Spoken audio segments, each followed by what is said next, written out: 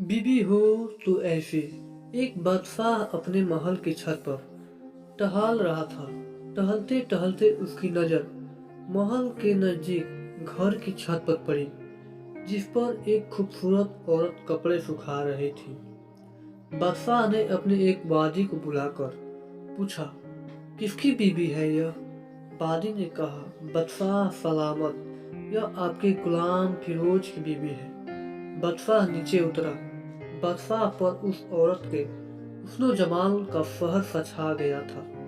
उसने फिरोज को बुलाया। फिरोज हाजिर हुआ तो बादशाह ने उससे कहा, फिरोज, हमारा एक काम है।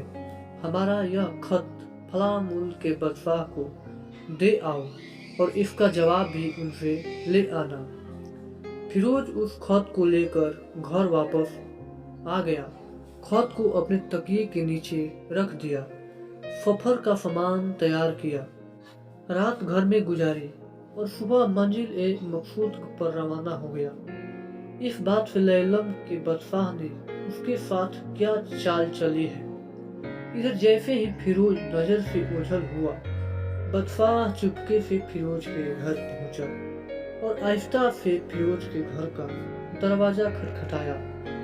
फिरोज की बीवी ने कहा, कौन है? बादशाह ने कहा, मैं बादशाह हूँ, तुम्हारे शौहर का मालिक।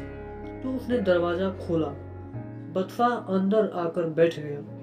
फिरोज की बीवी ने हैरान होकर कहा, आज बादशाह सलामत यहाँ हमारे गरीब खाने में? बादशाह ने कहा, मैं यहाँ मेहमान बनकर आया हूँ।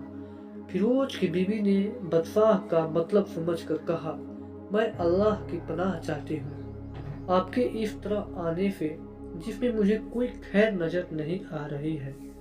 बादशाह ने गुस्से से कहा, ये लड़की, क्या कह रही हो तुम? शायद तुमने मुझे पहचाना नहीं। मैं बादशाह हूँ, तुम्हारे शौहर का मालिक। फिरोज की बीबी ने कहा, बादशाह सलामत, मैं जानती हूँ कि आप ही बादशाह हैं, लेकिन बुजुर्ग कह गए हैं, शेर को अंगरक्षे जितने ही भूख लगी हो, वह मुर्दार तो नहीं खाना शुरू कर देता। और कहा, बादशाह सलामत, तुम उस कटोरी में पानी पीने आए हो जिसमें तुम्हारे कुत्ते ने पानी पिया है। बादशाह उस औरत की बातों से बड़ा शर्मसार हुआ और उसको छोड़कर वापस चला गया, लेकिन अपने चप्पल वहीं भूल गया। यह सब तो बादशाह की तरफ से हुआ। अब फिरोज को आधे रास्ते में याद आया कि जो खत बादशाह ने उसे दिया था वह तो घर पर ही छोड़ आया है। उसने घोड़े को तेजी से वापस मुड़ा और अपने घर की तरफ लपका। फिरोज अपने घर पहुंचा तो तकिए के नीचे से खत निकालते वक्त उसकी नजर पलंग के नीचे पड़े बादशाह के नलैन चप्पल पर पड़ी, जो वह जल्दी में भूल गया था। फिरोज का सर चकरा कर रह गया और वह समझ गया कि बादशाह ने उसे सफर पर सिर्फ इसलिए भेजा ताकि वह अपना मतलब पूरा कर ले। फिरोज किसी को कुछ बताए बगैर चुपचाप घर से निकला। खत लेकर वह चल पड़ा और काम खत्म करने के बाद बादशाह के पास वापस आया तो बादशाह ने उसे इनाम के तौर पर 100 दिनार दिए।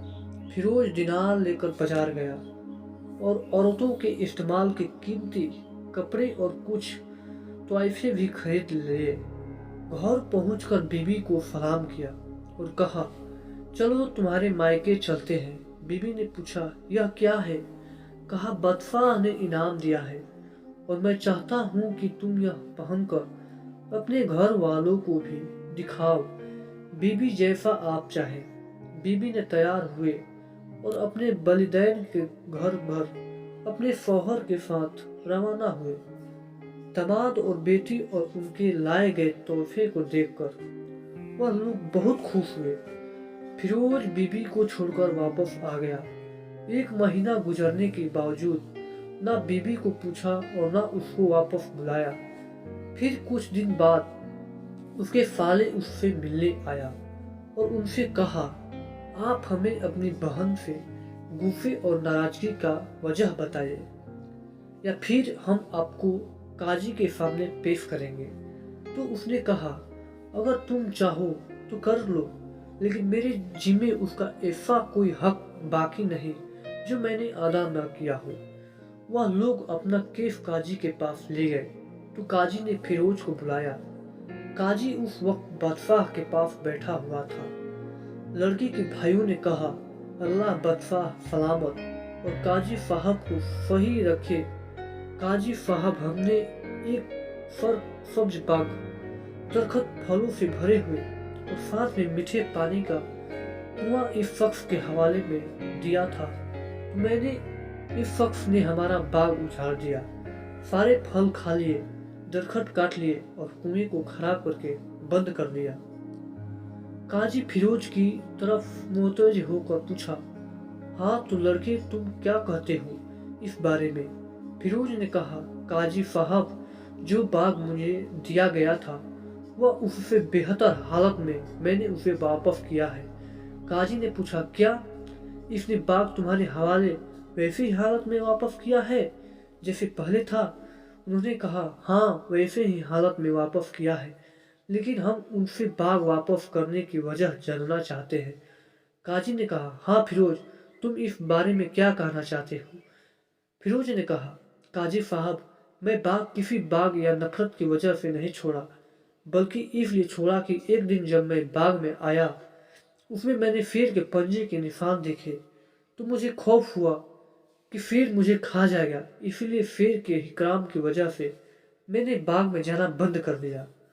बादशाह जो टिक लगाया हुए यह सब कुछ सुन रहा था, उठकर बैठ गया और कहा, फिरोज, अपने बाग की तरफ अमन और मुतामिन होकर जाओ।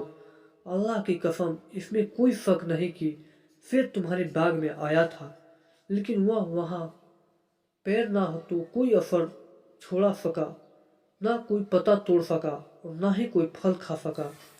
वह वहां पर थोड़ी देर रहा और मायूस होकर लौट गया, और खुदा की कसम, मैंने कभी तुम्हारे जैसे बाग के गिर्द लगे मजबूत दीवार नहीं देखी। फिरोज अपने घर लौट आया और अपनी बीवी को भी वापस ले लिया। ना तो काजी को पता चला और ना ही किसी और को कि मजरा क्या है। क्या खूब बेहतर है अपने अहलो आयाल के राज को छुपाने की, लोगों को पता ना चले, अपने घरों के भेद किसी पर जाहिर ना होने दे। दोस्तों, कहानी कैसी लगी? ऐसी ही कहानी सुनने के लिए चैनल को लाइक और सब्सक्राइब जरूर करें और दोस्तों को शेयर करना ना भूलें। Thanks for watching. धन्यवाद।